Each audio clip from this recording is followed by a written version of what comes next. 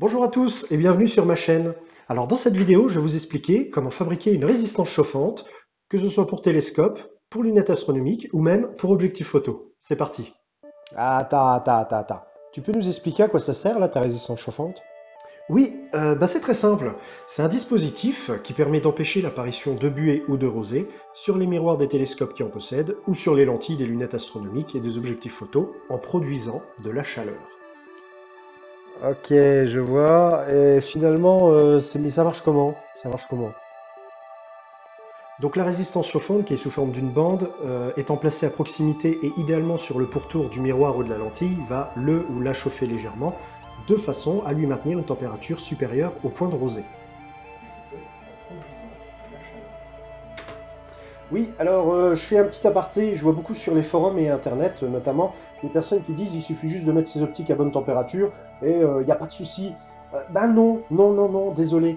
Ça règle pas tous les problèmes et notamment le point de rosée, voilà quoi, hein. Dès que vous avez atteint le point de rosée en température, donc c'est la température à partir de laquelle vous avez l'humidité dans l'air qui va se déposer par condensation sur vos équipements, vous ne pouvez rien y faire. D'où l'intérêt d'utiliser une résistance chauffante pour maintenir une température légèrement supérieure à ce point de rosée et là, il n'y a pas de souci. Il n'y a pas de souci. Mais la mise à température de vos optiques, non, ça n'a rien à voir. Ça n'a rien à voir. Voilà.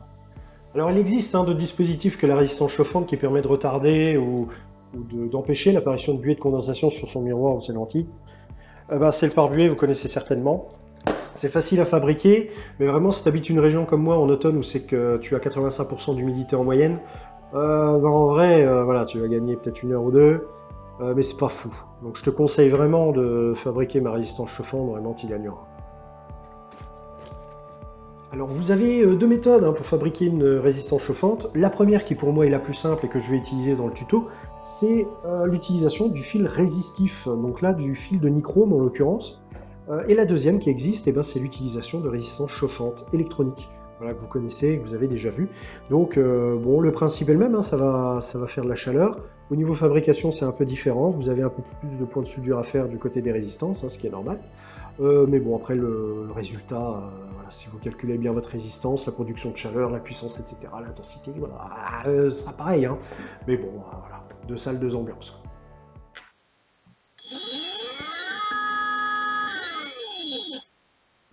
Alors la première formule dont nous avons besoin, il s'agit du calcul de la circonférence de notre instrument. Donc ça va être nécessaire pour savoir la longueur totale de notre bande chauffante.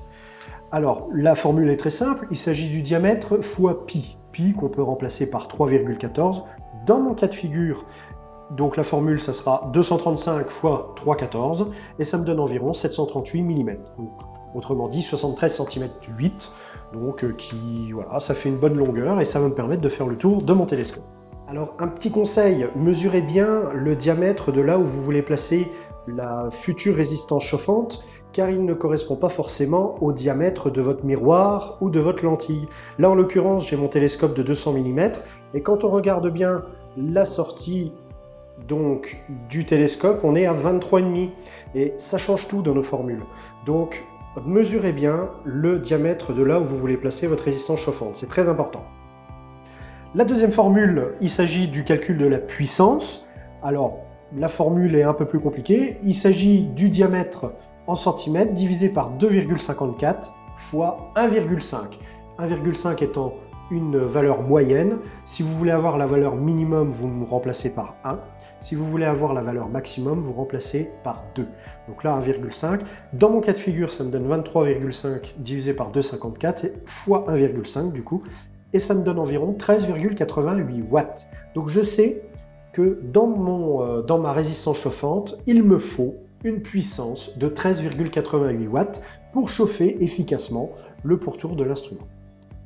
La troisième formule, il s'agit du calcul de la résistance qui se calcule par la tension au carré divisée par la puissance. La tension au carré qui est normalement de 12 volts, on alimente tous en 12 volts, donc divisé par la puissance qu'on vient de calculer, donc il s'agira de 13,88 watts pour ma part, donc 144 du coup divisé par 13,88, ça me donne 10,37 ohms.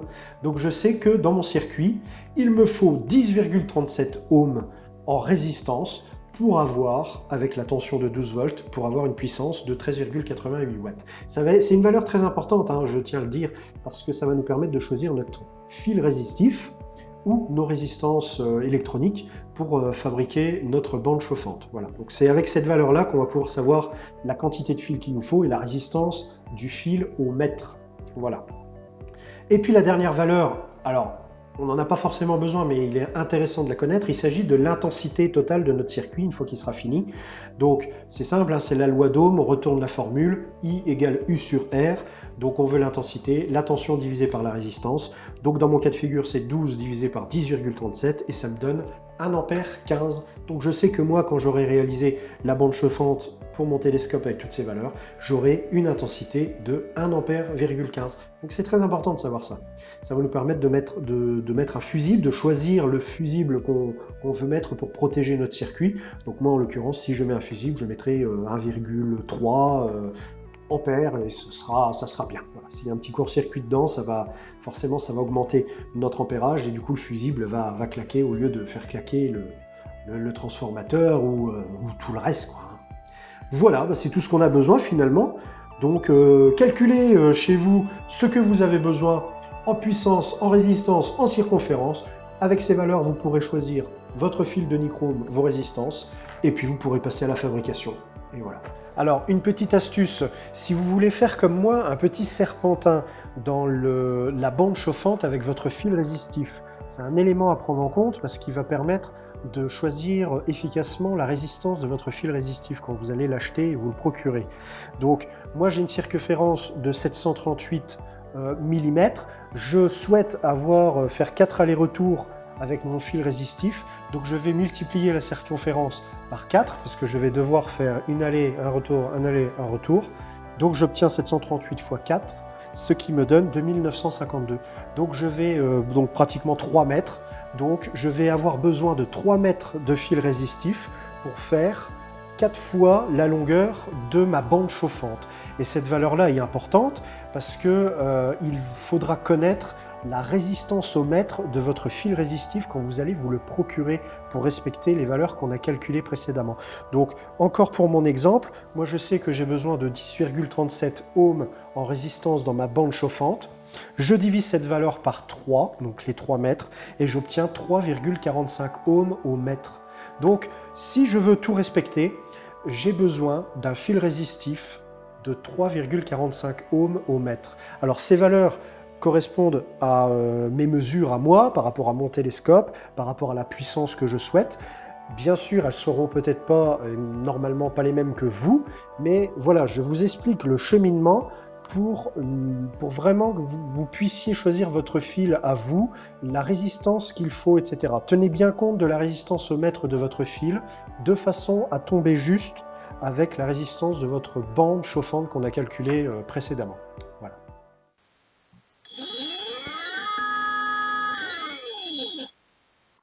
Alors voilà, pour fabriquer notre résistance chauffante, vous allez avoir besoin d'un petit peu de matériel. Alors là, vous avez de quoi faire quelque chose de propre. Voilà. Donc, alors bien sûr, hein, vous pouvez utiliser moins de choses, faire avec moins de matériel, mais vraiment, moi je veux qu'on fasse les choses propres.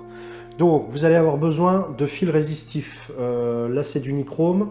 Donc, bon, après, il en existe en d'autres alliages, mais